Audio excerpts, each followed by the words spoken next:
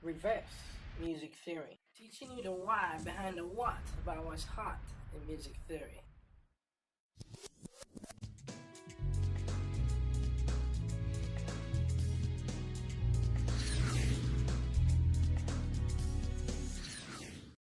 Okay, last time we looked at the musical alphabet and the flattened note B flat. In this lesson, we'll look at E flat.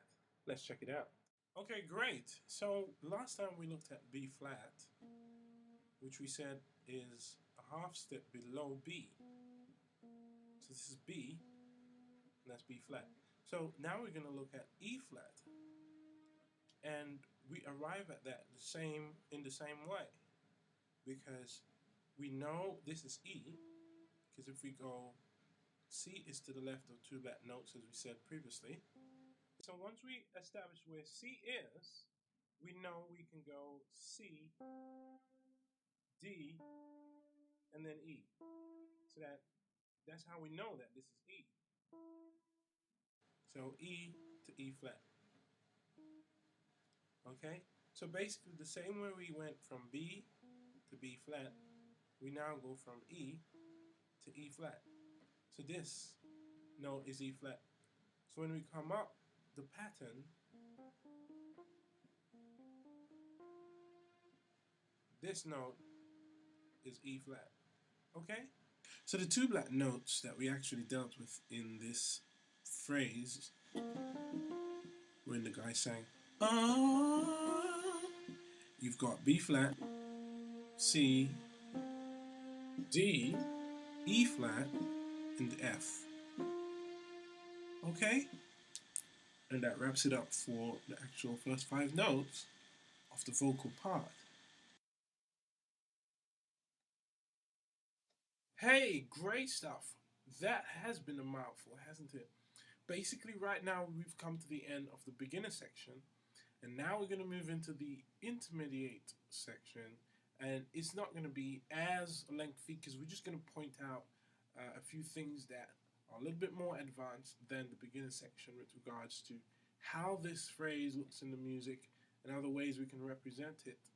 And we'll also go into the advanced stage after the intermediate, where we'll be looking at how we can actually possibly lay out the entire score for the horns and for like the piano and the bass and the drums and so on. For those of you guys who are starting to get interested in like large band type scoring, like arrangement layouts and so on. So let's just dive in. Let's check out this intermediate concept of flats and whether we represent them in the music or whether we represent them at the beginning of the music with something called the key signature. All right, let's check it out.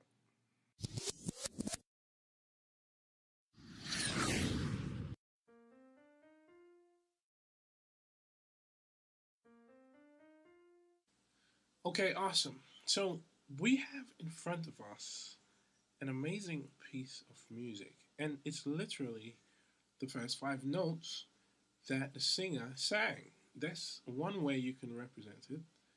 Uh, and so there are a few things going on here that we're going to talk about in this intermediate section.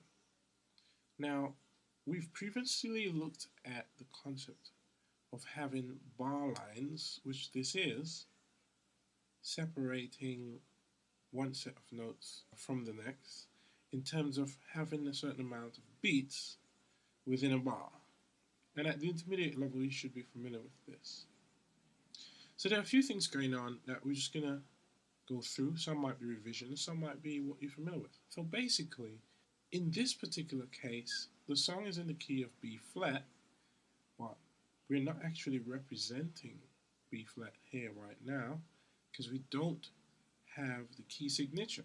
And we're going to look at how the key signature should be laid out for B flat in a minute.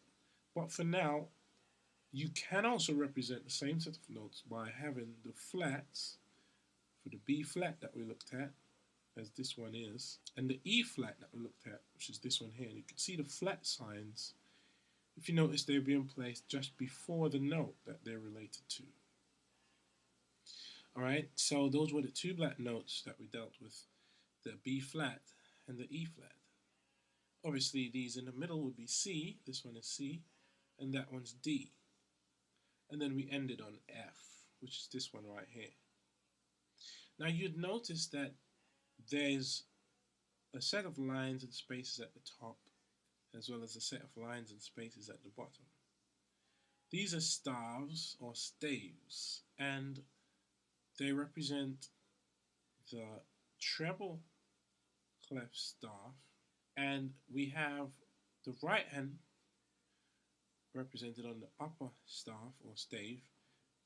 Once you see this treble clef, you know that's what's being represented, as well as there's the bass clef representing notes to be played by the left hand. In this particular case, there aren't any notes, so that's why it's all blank. Alright?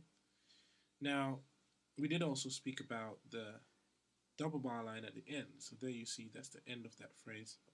It's a very short phrase we're looking at, so that's where it would end. Something else we want to look at, this bracket right here is sometimes called a brace. Alright? But you can say that the two staves, the treble clef and the bass clef staves, staffs, are actually bracketed together or braced together, because this can be referred to as a brace. And you can actually refer to the whole thing as a grand staff. Now part 5 continues with the intermediate mode. See you in the next video.